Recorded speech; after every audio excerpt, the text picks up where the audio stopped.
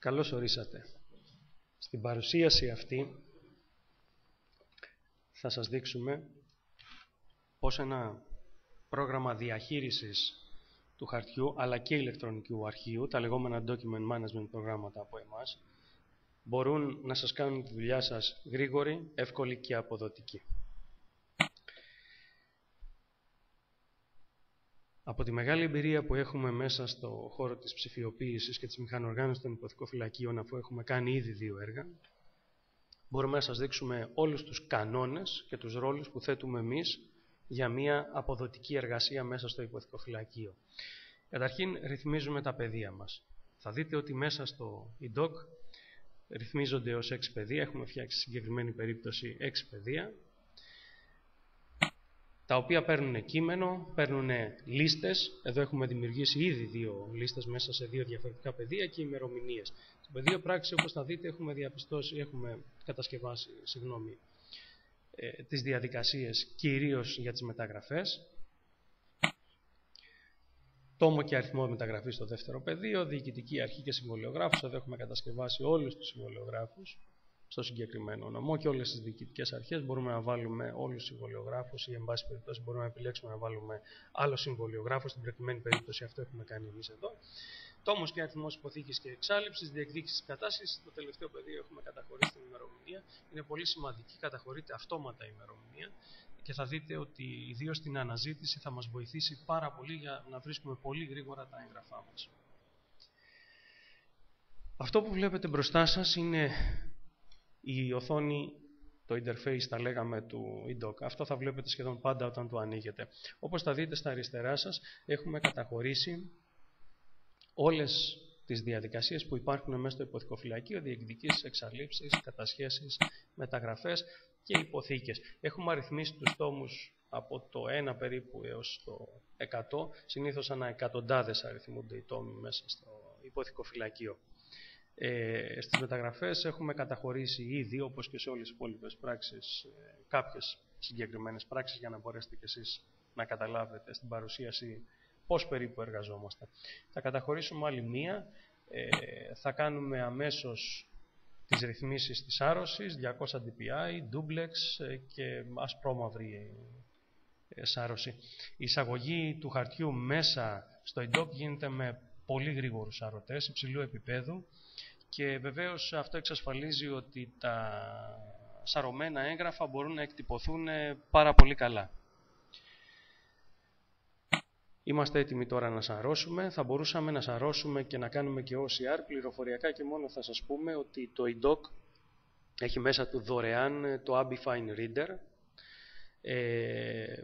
Αυτό θα μας βοηθήσει στην αναζήτηση μετά, γιατί εκτός από τους κανόνες, όπως βλέπετε εδώ έχουμε δώσει κανόνες για να μπορούμε να βρούμε τα έγγραφά μας, μπορείτε και με τις πρώτες 40 λέξεις του κάθε κειμένου να ψάχνετε μέσα στο κείμενο. Είναι πάρα πολύ σημαντικό αυτό που σας λέμε. Σαρώνουμε λοιπόν για να εισαγάγουμε σε πρώτη φάση κάποια αρχεία μέσα, ένα συμβόλαιο αγοροπολισίας σήμερα στην προκειμένη περίπτωση. Θα δείτε τώρα ότι θα μας βγάλει κατευθείαν μέσα στις ιδιότητες. Εδώ μπορούμε να τρέχουμε τα πρωτότυπά μας, αυτά που έχουμε εισαγάγει ευθύς αμέσως μέσα. Στην πράξη τώρα θα καταχωρήσουμε στο όνομα τα ονόματα του αγοραστή και του πολιτή.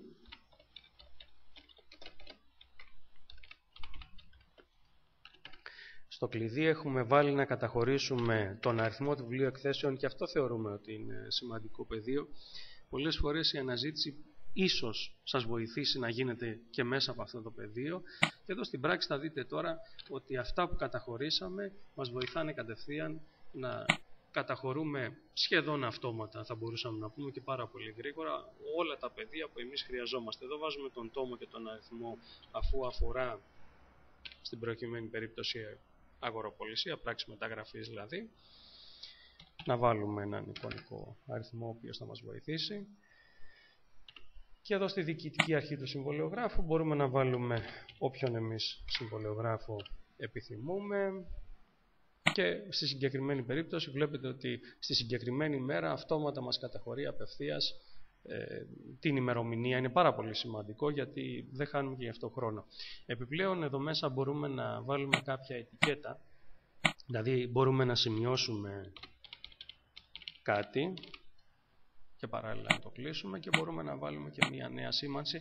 Θα διαπιστώσετε εδώ στην πράξη ότι δεν χρειάζεται να κάνετε οτιδήποτε άλλο και ότι βεβαίως οι σημάνσεις που βάζουμε, όπως και οι ετικέτες, δεν αλλοιώνουν το έγγραφό μας. Βλέπετε ότι το έγγραφό μας έχει καταχωρηθεί επιτυχώς με όλες τις διαδικασίες που προβλέπουμε και τους κανόνες. Είναι πάρα πολύ σημαντικό να διατηρούμε τους κανόνες και βλέπετε αυτό που σας είπαμε, ότι δεν αλλοιώθηκε καθόλου το έγγραφό μας. Ό,τι κανόνες έχουμε δώσει, να γνωρίζετε, είτε αφορά τα ονόματα, είτε τις ημερομηνίες, είτε την πράξη, θα μας βοηθήσει πάρα πολύ, μας βοηθήσουν όλοι αυτοί οι κανόνες στην αναζήτηση. Όλη η υπόθεση των κανόνων που δίνουμε για να καταχωρήσουμε μέσα σε ένα document management πρόγραμμα όλες τις διαδικασίες που έχουμε και όλα τα εγγραφά μας, όπως και όλο το ηλεκτρονικό μας αρχείο, είναι σημαντικό να γνωρίζουμε ότι αν το στηρούμε θα μπορέσουμε κατόπιν να βρίσκουμε γρήγορα αυτό που θέλουμε. Στην προκειμένη περίπτωση θα βάλουμε ούτε καν ολόκληρο το όνομα και θα διαπιστώσετε ότι μέσα σε 2 δευτερόλεπτα μας έχει φέρει όλα τα πιστοποιητικά μας και όλες τις εγγραφές πράξεις που έχουμε, είτε αφορούν μεταγραφές είτε αφορούν εγγραφές. Εδώ βλέπετε ότι μας δίνουν όλα τα στοιχεία μαζί με τις ημερομηνίες καταχώρησης. Εκτός από αυτό έχουμε φτιάξει και πρότυπα πιστοποιητικών. Τα πιστοποιητικά μας μπορούμε να τα σύρουμε αμέσως και να τα βάλουμε μέσα εκεί που θέλουμε να καταχωρήσουμε εμείς. Αυτό είναι ένα πιστοποιητικό κυριότητας και αυτό είναι μεταγραφής.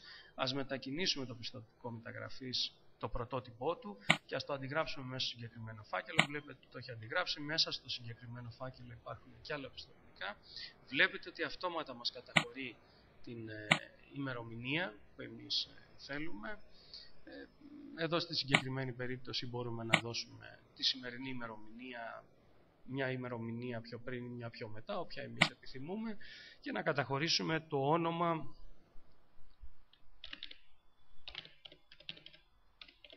που εκδίδεται το πιστοποιητικό.